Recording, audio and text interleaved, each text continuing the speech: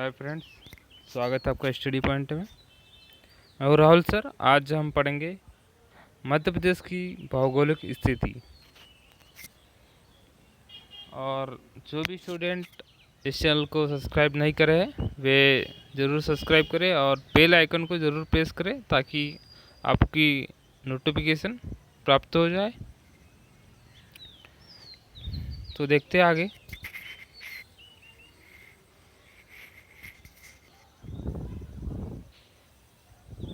मध्य प्रदेश की भौगोलिक स्थिति की बात करें तो सबसे पहले जो मध्य प्रदेश है यह इससे 5 राज्यों की सीमा छूती है। उत्तर में उत्तर प्रदेश, दक्षिण में बात करें तो महाराष्ट्र राज्य छूता है। इधर पश्चिम में बात करें तो राजस्थान, और इधर बात करें तो गुजरात के 2 जिले छूते हैं। और पूर्वी क्षेत्र की बात करें तो इधर छत्तीसगढ़ राज्य से मध्य प्रदेश की सीमा छूती है। तो टोटल हम बात करें तो 5 राज्यों की सीमा मध्य प्रदेश राज्य से छूती है। अगर भौगोलिक क्षेत्र की बात करें मध्य प्रदेश में तो इसे 7 भागों में बांटा गया है। कौन कौन से? ये 7 भाग है। मध्य भारत का पठार, यह है मालवा का क्षेत्र, मालवा का पठार। यह है नर्मदा सोन घाटी,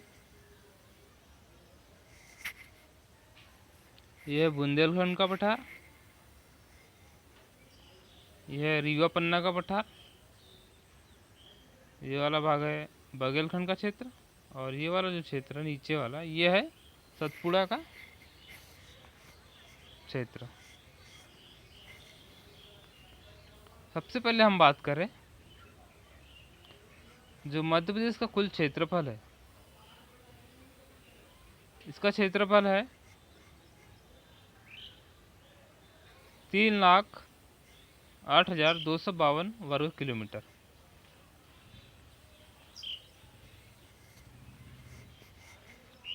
इसका जो भौगोलिक क्षेत्र है यह भारत के कुल क्षेत्रफल का 9.38% है। ठीक है फ्रेंड्स। अब बात करें हम सबसे पहले मालवा के पठार की। ये जो है मालवा का पठार है। मालवा की पठार में इसकी सबसे ऊंची चोटी है सिगार।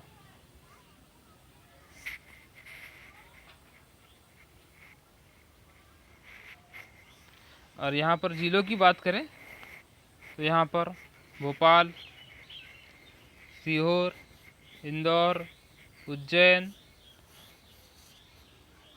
ऐसे 15 जिले आते हैं टोटल।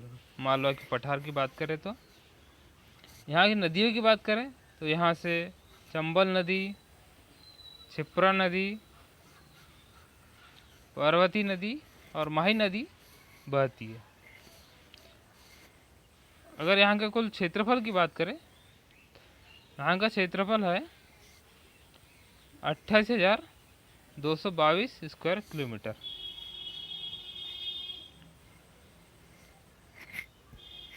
ठीक है फ्रेंड्स। अब बात करते हैं मध्य भारत के पठार की। यहाँ पर जिले जो है भिंड, मुरैना, गुना, ग्वालियर, शिवपुरी, श्योपुर, नीमच आदि जिले मध्य भारत के पठार में आते हैं। यहाँ की प्रमुख नदियों की बात करें तो यहाँ से जो है इंदौर के मऊ से, जानापाव पहाड़ी से चंबल नदी निकलती है, जो कि मध्य भारत का पठार होते हुए यमुना नदी में मिल जाती है। अगर हम इसके क्षेत्रफल की बात करें तो इसका जो क्षेत्रफल है 32,896 स्क्वायर किलोमीटर है।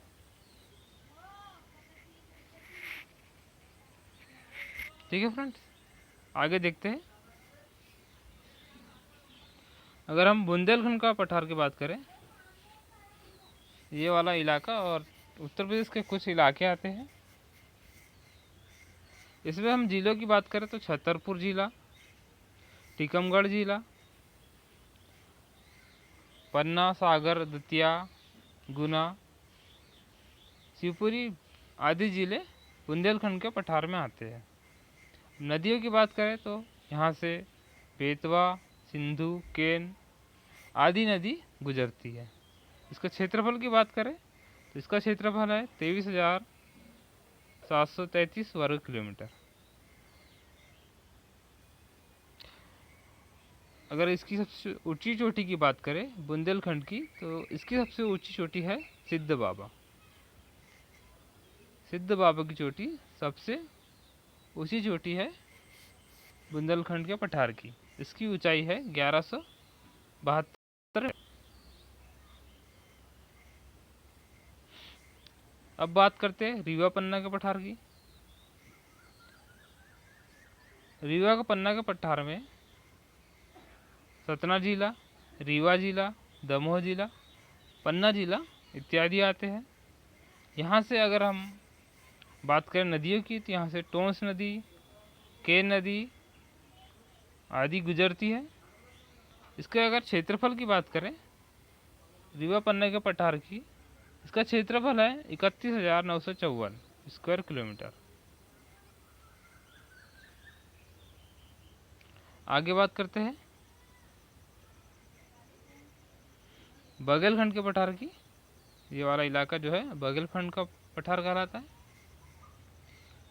अगर इसमें जिलों की बात करें शहडोल, उमरिया, सीधी, सिंगरौली जिले आते हैं। यहाँ से नदियों की बात करें तो यहाँ से सोन नदी, नर्मदा नदी और जोहिला नदी निकलती है। इसका क्षेत्रफल है 26,600 स्क्वायर किलोमीटर। फिर बात करें नर्मदा सोन घाटी की। ये वाला जो इलाका है नर्मदा सोन घाटी कहलाता है। यहाँ की जिलों की बात करें तो यहाँ से जबलपुर, नरसिंहपुर, होशंगाबाद, रायसेन, खंडवा, धार, देवास जिले नर्मदा सोन घाटी में आते हैं। यहाँ की नदियों की बात करें तो यहाँ से नर्मदा नदी, सोन नदी, तवा नदी, दूधी नदी आदि निकलती है। यहाँ के क्षेत्रफल की बात करें तो इसका क्षेत्रफल है 86,000 स्क्वायर किलोमीटर। अब बात करते हैं सतपुड़ा मैकल श्रेणी की। तो सतपुड़ा पर्वत श्रेणी में कौन कौन से जिला आते हैं? एक तो आता है बालाघाट, सिवनी, छिंदवाड़ा, बैतूल, खंडवा, खरगोन। ये जिले जो है सतपुड़ा पर्वत श्रेणी में आते हैं। यहाँ की नदियों की बात करें तो यहाँ की नदियाँ जो है ताप्ती नदी है, बैनगंगा नदी है। और यहाँ के किलोमीटर की बात करें तो इसका है क्षेत्रफल 34,000 स्क्वायर किलोमीटर इसका क्षेत्रफल है। यहाँ की चोटी की बात करें तो धूपगढ़ चोटी जो है सबसे ऊंची चोटी है। क्वेश्चन आता है पेपर में सतपुड़ा मैकल श्रेणी की सबसे ऊंची चोटी कौन सी है? तो इसका नाम है धूपगढ़ चोटी, जिसकी हाइट है 1350 मीटर। ठीक है फ्रेंड्स, आगे देखते हैं हम। और जो इसका भौगोलिक विस्तार है यहाँ से शुरू होता है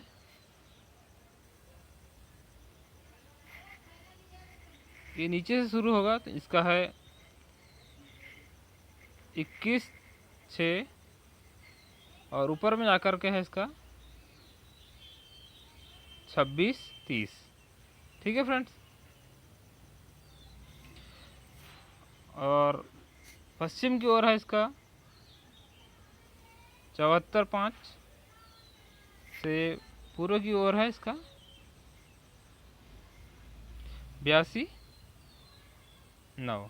ठीक है फ्रेंड, क्वेश्चन ये आता है कि इसका भौगोलिक विस्तार बताइए, तो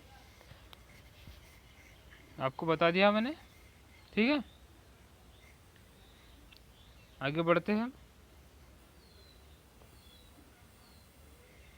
जैसा मैंने अभी बताया कि इसका भौगोलिक स्थिति क्या है, तो 21 डिग्री 6 मिनट उत्तरी अक्षांश से 26 डिग्री 30 मिनट उत्तरी अक्षांश, और पूर्वी देशांतर की बात करें तो यह 74 डिग्री 5 मिनट से 82 डिग्री 6 मिनट तक है। अब हमने बात करें इसके क्षेत्रफल की, मध्य प्रदेश की, तो इसका जो क्षेत्रफल है 3,08,252 स्क्वायर किलोमीटर है। यह भारत के कुल क्षेत्रफल का 9.38 है। क्षेत्रफल की दृष्टि से बात करें तो मध्य प्रदेश का जो है दूसरा स्थान आता है, और राजस्थान का पहला आता है देश में। अगर हम इसके पूर्व से पश्चिम तक विस्तार की बात करें तो इसका विस्तार है यहाँ से यहाँ तक टोटल डिस्टेंस है, यह है 870 किलोमीटर। और उत्तर से लेकर दक्षिण की बात करें तो यह है 605 किलोमीटर।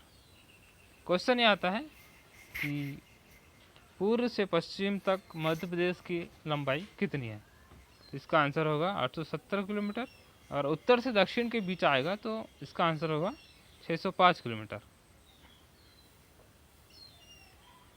ठीक है फ्रेंड्स, हमने बताया भौगोलिक स्थिति के बारे में कि ये इसमें मालवा का पठार, मध्य भारत का पठार, बुंदेलखंड का पठार, रीवा पंडा का पठार, बघेलखंड का पठार, नर्मदा सोन घाटी और सतपुड़ा मैकल श्रेणियाँ आती है। मालवा के पठार में हम बात करें तो इसके पश्चिमी भाग में जो है लावा मिट्टी से निर्मित हुआ है। इसी पठार का प्रारंभ जो था नर्मदा सोन घाटी के उत्तर में विंध्याचल पर्वत श्रेणी में आता है। यह पूर्व में गुना से लेकर सागर तक है। ठीक है फ्रेंड्स, आगे देखते हैं।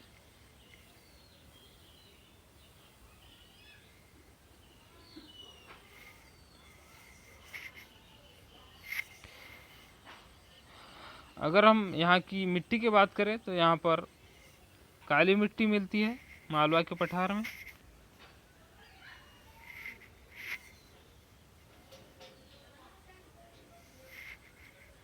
और यहाँ की नदियों की बात करें हम फ्रेंड्स तो चंबल नदी, क्षिप्रा नदी, काली नदी, पार्वती नदी, बेतवा नदी, यह जो है मालवा के पठार में मिलती है। यहाँ का जो तापमान है 40 डिग्री सेल्सियस से 42.5 डिग्री सेल्सियस तक रहता है। मालवा के पठार के अगर प्रमुख फसलों की बात करें तो यहाँ पर गेहूँ, सोयाबीन, ज्वार, मक्का, मूंगफली, ये सभी महत्वपूर्ण है।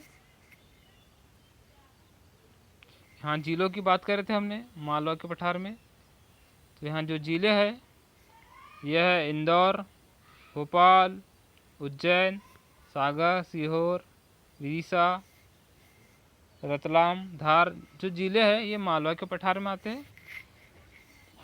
इसकी जो क्षेत्रफल है मालवा के पठार का यह है 88,222 वर्ग किलोमीटर।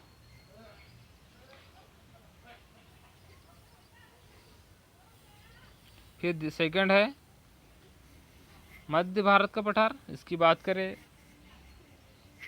तो यह दक्षिण भाग में मालवा का पठार है, इसके पश्चिमी भाग में राजस्थान पड़ता है, उत्तर भाग में जो है यमुना का मैदान पड़ता है, तथा पूर्वी भाग में जो है बुंदेलखंड पड़ता है।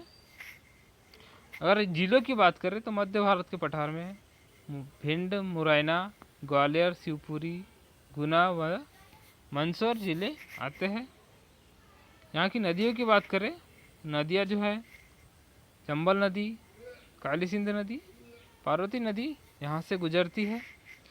यहाँ की औसत वर्षा की बात करें तो मध्य प्रदेश में सबसे कम वर्षा यहीं पर होती है। औसत वर्षा 75 सेंटीमीटर होती है। अगर यहाँ की खनिज की बात करें तो यहाँ पर खनिजों में चीनी मिट्टी, चूना पत्थर, इमारती लकड़ी मिलते हैं। यहाँ का जो है मालनपुर जो औद्योगिक क्षेत्र है, यह भिंड में आता है। क्वेश्चन ये आता है फ्रेंड्स कि मालनपुर जो औद्योगिक क्षेत्र है वो किस ज़िले में स्थित है, तो इसका आंसर होगा भिंड जिले में। मध्य भारत के पठार का क्षेत्रफल की बात करें तो 32,896 स्क्वायर किलोमीटर है। अब देखते हैं बुंदेलखंड के पठार के बारे में। मध्य भारत के पठार के पूर्व में पड़ता है यह बुंदेलखंड, और रीवा पन्ना के उत्तर में पड़ता है, जो हमने देखे इसके पहले। बुंदेलखंड के पठार की बात करें तो इसमें जो ज़िले हैं छतरपुर, पन्ना, टीकमगढ़, दतिया, उत्तर प्रदेश के ज़िले भी आते हैं। झांसी, ललितपुर, जालौन, बांदो, ये ज़िले आते हैं उत्तर प्रदेश के। नेक्स्ट बात करते हैं, यहाँ से जो है सिंध नदी, बेतवा नदी, धसान नदी, केन नदी निकलती है। इस क्षेत्र की बात करें तो काली मिट्टी तथा लाल मिट्टी का सम्मिश्रण होता है। यहाँ की औसत वर्षा की बात करें तो 75 सेंटीमीटर से 103 सेंटीमीटर तक है। अगर यहाँ के हम वृक्षों की बात करें तो यहाँ पर सागौज, साज, तेंदू, नीम, महुआ, खेर आदि वृक्ष मिलते हैं। इस क्षेत्र की प्रमुख फसलों की बात करें तो गेहूँ, ज्वार मिलते हैं। अगर हम खनिजों की बात करें तो रॉक फॉस्फेट मिलता है। ठीक है फ्रेंड्स, इस पठार में मध्य प्रदेश का प्रसिद्ध पर्यटक स्थल जो है खजुराहो है। ठीक है, बुंदेलखंड में। और यहाँ पर हम बात करें जो औद्योगिक दृष्टि से महत्वपूर्ण क्षेत्र है प्रतापपुरा, ये टीकमगढ़ में आता है। क्वेश्चन ये आता है कि प्रतापपुरा औद्योगिक क्षेत्र कहाँ पर स्थित है, तो आपका आंसर होना चाहिए टीकमगढ़। इसका जो क्षेत्रफल है बुंदेलखंड के पठार का 23,733 वर्ग किलोमीटर है, जो मध्य प्रदेश का 7.70 है। नेक्स्ट बात करते हैं रीवा पन्ना के पठार की। जो रीवा पन्ना का पठार है पूर्वी क्षेत्र में आता है, मालवा के पठार के पूर्वी क्षेत्र में। ठीक है, यह जो है हल्का ऊंचा नीचा पड़ता है। अगर यहाँ की मिट्टी की बात करें तो लाल तथा पीली मिट्टी पाई जाती है। यहाँ की नदियों की बात करें तो केन नदी, सोन नदी, टोंस नदी इत्यादि नदियाँ यहाँ से गुजरती है। कैमूर व जो भांडेर श्रेणी है, पहाड़ियाँ है, यह नर्मदा का जल विभाजक कहा जाता है। फिर आगे देखते हैं, जो रीवा पन्ना का पठार है, यहाँ की औसत वर्षा की बात करें तो यहाँ पर जो है पूर्वी तथा दक्षिणी क्षेत्र में 125 सेंटीमीटर वर्षा होती है, और उत्तर पश्चिम की बात करें तो यहाँ पर होती है 112.5 सेंटीमीटर वर्षा होती है। यहाँ के वनों की बात करें हम तो जो रीवा के पन्ना पठार में सागौन, साज, खेर, तेंदुपत्ता, बांस इत्यादि वन मिलते हैं। ठीक है, यहाँ की बात करें फसलों की बात करें तो गेहूँ, चावल, ज्वार, तिलहन इत्यादि फसलें बोई जाती है।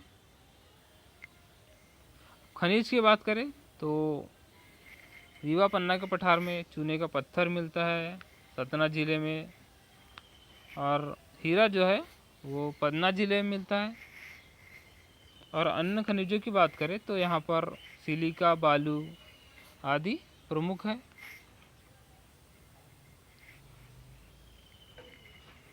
अगर यहाँ के व्यवसाय की बात करें तो यहाँ पर जो है सीमेंट उद्योग 17 में है, मैयर में कत्था है उद्योग, हीरा तराशने का जो उद्योग है वो पन्ना जिले में है। यहाँ के जो प्रसिद्ध मंदिर की बात करें, स्थलों की दर्शनीय स्थलों की बात करें तो मैहर का जो है शारदा मंदिर प्रसिद्ध है। जलप्रपात की बात करें तो बुंदेलखंड से पठार से चचाई जलप्रपात, केवटी जलप्रपात आदि मुख्य है। इस पठार का जो क्षेत्रफल है वह है 31,954 वर्ग किलोमीटर। अब बात करते हैं बघेलखंड का पठार की। जो बघेलखंड का पठार है इसमें शहडोल, सीधी, सिंगरौली के तथा डिंडोरी और उमरिया जिले आते हैं। यहाँ की जलवायु की बात करें तो मानसूनी जलवायु है, और यहाँ की औसत वर्षा की बात करें तो सबसे ज़्यादा वर्षा मध्य प्रदेश में बघेलखंड के पठार में ही होती है, 125 सेंटीमीटर से अधिक होती है। इस क्षेत्र की मिट्टी की बात करें तो काली व लाल पीली मिट्टी मिलती है। आगे देखते हैं, अगर यहाँ के हम नदियों की बात करें तो यहाँ से सोन नदी, नर्मदा नदी और जोहिला नदी प्रवाहित होती है। बघेलखंड के पठार में जो है यहाँ पर चावल जो है सबसे ज़्यादा पैदावार होती है, तथा ज्वार, अलसी भी यहाँ पर प्रमुख फसल है।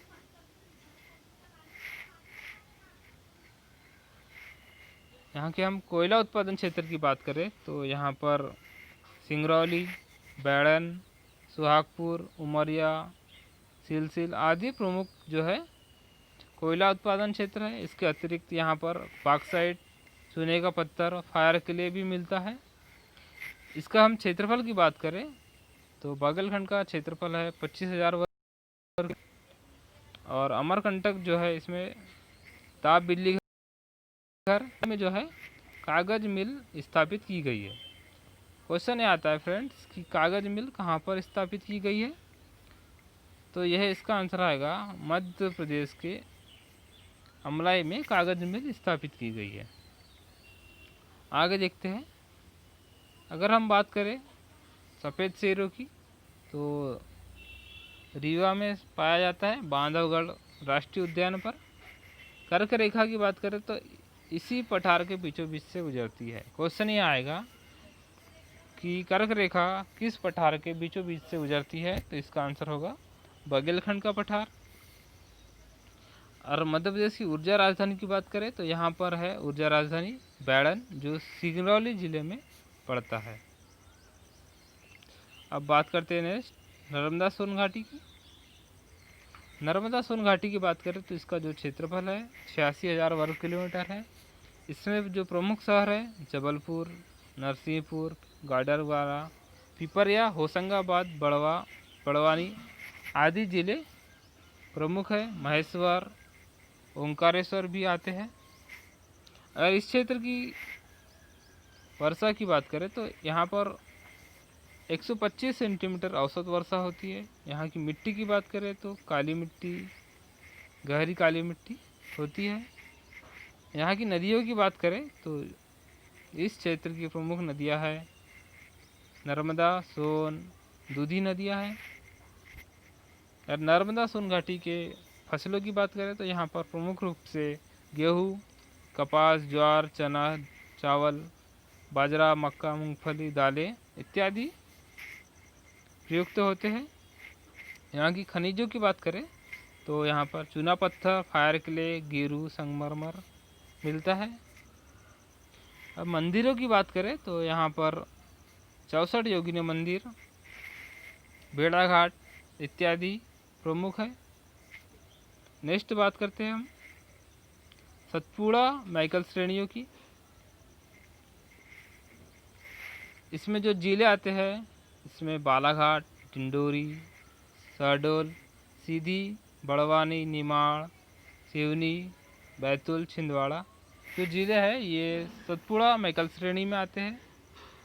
अगर हम इसकी औसत वर्षा की बात करें तो यहाँ पर सबसे ज़्यादा वर्षा होती है मध्य प्रदेश में 150 सेंटीमीटर। अगर हम सबसे ज़्यादा वर्षा की बात करें मध्य प्रदेश में तो पचमढ़ी में सबसे ज़्यादा वर्षा होती है 200 सेंटीमीटर। क्वेश्चन ये आता है कि सबसे ज़्यादा वर्षा किस क्षेत्र में आती है, तो इसका आंसर होगा पचमढ़ी। अब जो है सतपुड़ा जो है उसकी श्रेणियाँ का जो क्षेत्रफल है, यह क्षेत्रफल है 34,000 वर्ग किलोमीटर।